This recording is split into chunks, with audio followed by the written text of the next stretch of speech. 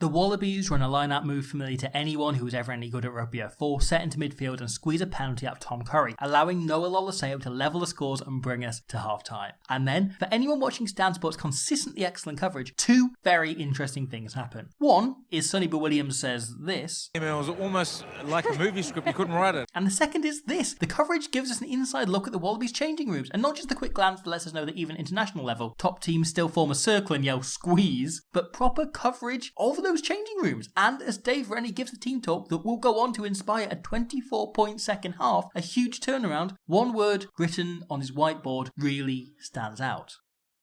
Optimism.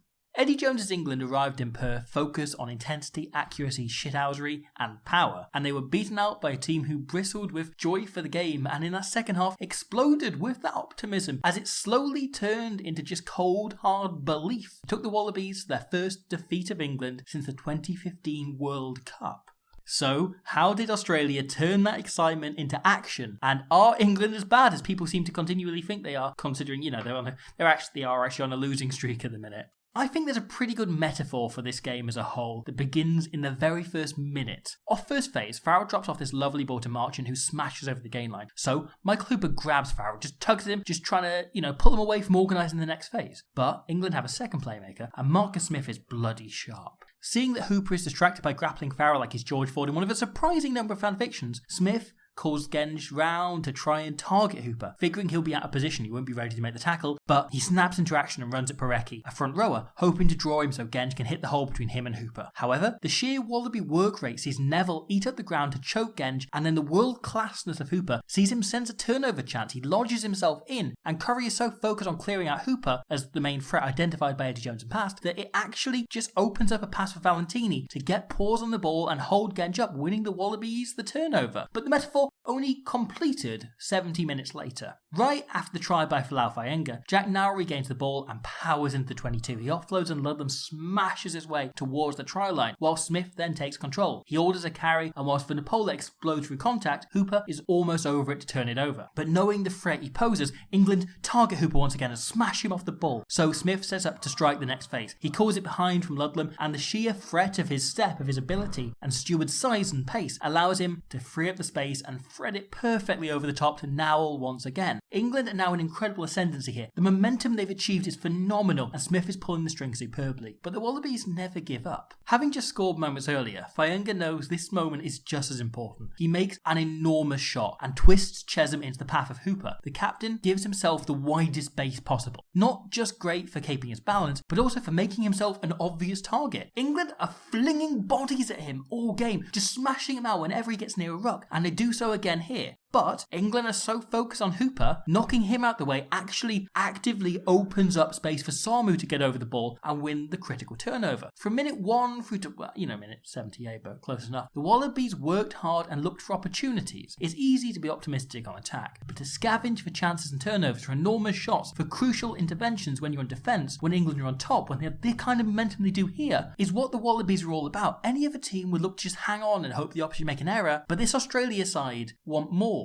They remain optimistic, and even when they had an uphill struggle too. After that, Hill's cousin, Johnny, did a spectacular job of getting the world's most fresh-faced mall goblin, Darcy Swain, wound up and seeing red.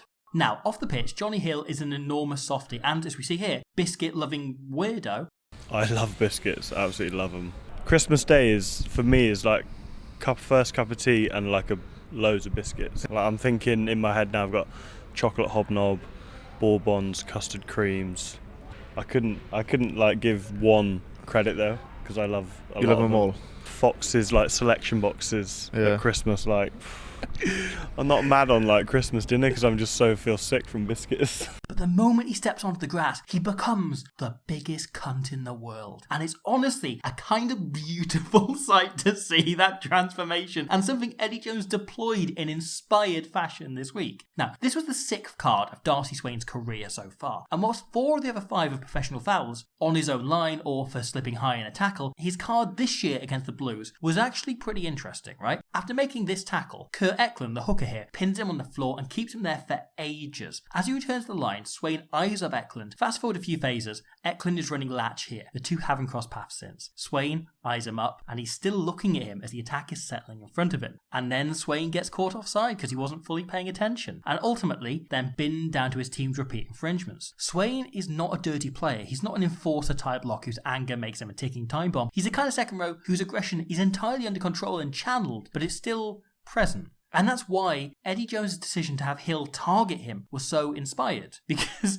boy, did he target him, right? First minute of the game, Hill takes his line out and Swain disrupts it superbly. And so the thing falls to the floor, and Hill just tucks his elbow into Swain, just pins him on the floor, just keeps him there. The camera spins away, there's no sign of them. But only 40 seconds later does both of them re-emerge in their respective lines at once, clearly having had some kind of almost minute-long intellectual discussion. This was just the first of 9 incidents in half an hour in which Johnny Hill got under Darcy Swain's skin. Dropping a shoulder here as he's already cleared him out, for example. Pinning him at the bottom of this ruck so he gets penalised for not rolling away. Tugging his own teammate behind him's jersey to trap Swain in this ruck, even after the ball is gone. Or here just pouncing on him for an illegal jackal. Hill gets penalised, but who cares? Swain was pissed off. And then the one that I think a lot of people have seen on social media. Hill here feigns repeatedly pushing Swain until the moment he drops his guard, and Hill just shoves him in the face. It's proper like Three Stooges comic timing. It's incredible. But then the play carries on in the next phase. Swain does exactly as he does against the Blues. Hill is once again on the latch and Swain shoots offside. This is the kind of thing Jones was hoping for. The odd tiny error by getting under his skin enough that he just is a split second too aggressive in his main game. Swain makes a tackle, then as he's jogging back into the line, Hill clips his leg on the floor. Relentless. Endless.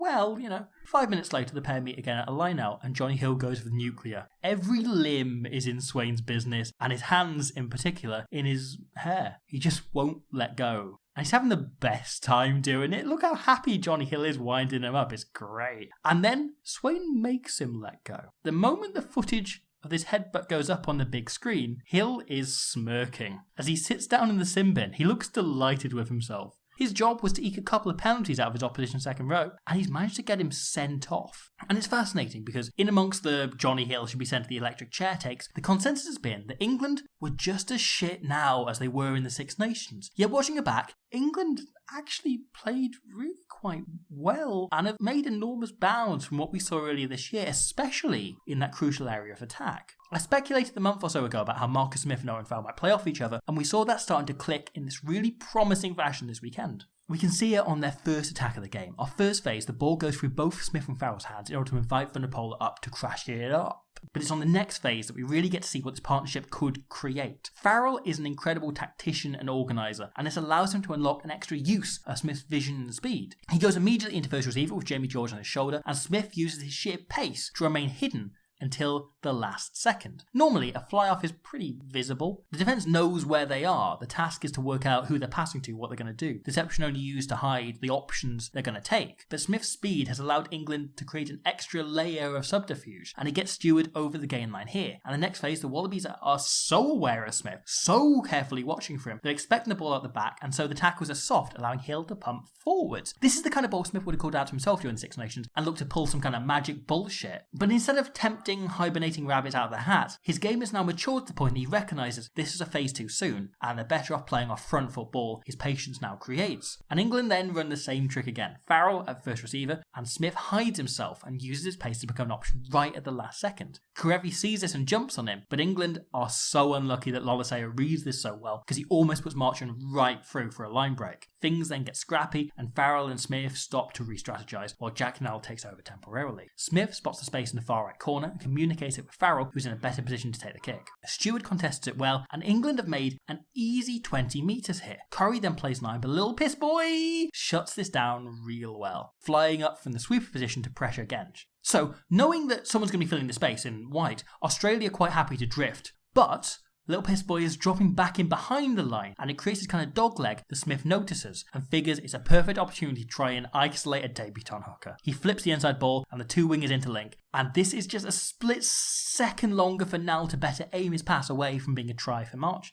It was kind of the story of the game. England created opportunities and their attack was really starting to click, but the final few percent are still missing. 4 times in that second half, England made it up to the opposition line, only to have it all spoiled by Michael Hooper. This is not dissimilar to the summer tour 4 years ago, where the Springboks were able to disrupt them at the breakdown in the way nobody at the World Cup could, because the players clearing out just knew their role and knew their patterns 10% better. But it also comes back to another point on Dave Rennie's whiteboard at half-time. Scored right here, even with 14 men, we can outwork them. The Wallabies were relentless workers, but they were also smart in how they did things, not wanting to waste any of their effort one Swain down. We can see this in the aftermath of England's first try by Ellis Gench. Their little maul goblin king in the bin, England smartly twist it and splinter the maul to target Parecki. Stewart breaks off to take out Bell, and Vunipola and Natoja just pinning people left, right and centre, giving Gench a free run at Australia's smallest player in Nick White to smash him back and score. So, the next England opportunity, Australia learn from last time. The maul inches towards the sideline, so Parecki joins the maul so that it can't inch. If England break off, he can pull out and push them out into touch alongside White. England then just go,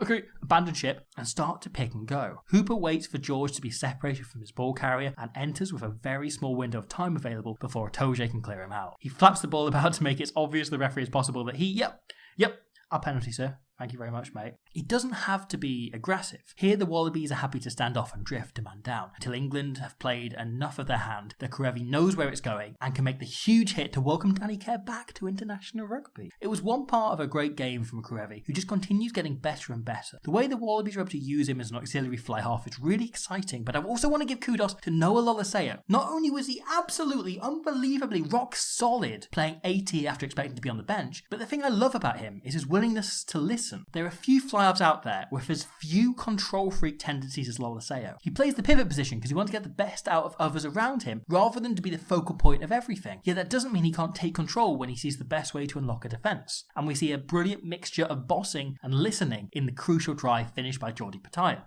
Australia start by pick and going. Loleseo senses nothing is on, but Marika Korombete is thinking otherwise, constantly sniffing around the ruck looking for a chance. Slipper here sneaks in and takes one of Itoje's legs, and it opens up a bit of space for Hooper to pour through on the pick and go. Johnny Hill is so aggressive on the next phase that allows Phillip to aim at Nowell's soft shoulder, and as Australia continue going through the phases, Karevi makes a call. He tells Korombete to get back on his wing outside him, and Loleseo is entirely happy for his centre to take control. The 10 slips into the 12 role. The two are reversed. Loleseo is running a dump off line and then clears out afterwards. But once he gets back up to his feet, he's a completely different situation. He asks for a quick carry from Phillip so he can play off fast ball, and then just screams for it to come out, knowing the ball needs to move fast. Karevi and Hooper's lines aren't brilliant, but Ikitau is so wonderfully square that he just needs to get the ball to his hands at the right moment and nothing else will matter. He drifts onto Fokanasinghe's shoulder, but his real target is to take Marchant out of the game and prevent him drifting behind. He fixes both, but just watch Kellaway's line here. It's sublime. He starts so it's going to be inside ball, but times it perfectly, and then can flick the pass brilliantly to Petaia, goal hanging on the outside of Stewart. He crashes through Kerr and over the line to score. It's a gorgeous try that comes from selfless work by each Wallaby back, embracing Loleseo's optimism in sensing this moment of England essentially being numbered up being a try-scoring chance. The second try, finished by Fayenga, is a very different kind of team try. Australia know they just need to get Itoje out of the picture. Neville essentially tackling him and getting him to deck. Petaia himself is actually in this ball, but just stood off to one side. The idea being he can keep an England forward off to the side, knowing they have a try-scoring threat about. They've got to watch. This doesn't happen, but the moment Australia have dealt with Itoje, several other England players get taken out as collateral damage alongside, and it opens up the space for Fayenga to burst off and burst through to score. This is a Wallaby team who approached this game with bright eyes and full tanks, who play with a joy and optimism shown in that final try for Pete Samu, working things wonderfully as they smash up half the field very controlled and sensibly, just taking opportunities as England make the odd poor read or minor errors, eventually resulting in Pete Samu catching them flat-footed, making a slight step and powering through to score. After a 7-year drought against Eddie's Army, seeing the Wallabies tick this box and make bizarrely, somehow, right? Wales and Scotland, now the only Tier 1 nations they haven't beaten in the last 4 years. As a neutral, it's hugely exciting. And whilst the final 2 tries for Arundel and Van Poortvliet will give them pause for thought, it just serves to set the final 2 tests up very, very nicely. England are still building, they're still getting better, and coming from behind to win this series would be a perfect demonstration of this, a perfect sign for the fans that something is actually happening here. But if Australia could see it out and take it home, claiming their first series win over England since 2006, That, truly, would be just like a movie script. You couldn't write it. Thank you for watching that. I hope you enjoyed it. That is the Australia-England. No, you know that. You've just watched it. I've also got England-Ireland is up on the channel elsewhere. I was hoping to get to West of Africa. I'm not going to have time before the second test. So I'm just going to kind of roll those into two and cover the first two tests in one go. I'm really sorry that I'm not going to get to it. I thought I could get through all three games. There was enough to talk about in all three games. But it just hasn't been it's been all down to time, I'm afraid. So yeah, if you want to have a look at the other things about, there's loads of stuff. I did a video on the Candy Wham last week. There's loads of stuff around the channel. There's a podcast as well, looking at the 1987 World Cup and then the 2011 World Cup. There's loads of stuff around. I'd appreciate it if you just went had a poke around, had a nose around, and maybe come back next week when I'll look at the first two tests between Wales and the Springboks, and then potentially other games from this weekend as well. We've got the USA against Chile on the weekend, 11 PM UK time. I'm really excited about that. That's very, very exciting. World Cup qualifier. Loads more happening. Rugby, rugby, rugby. There is no cover. Correctly, going to get it away.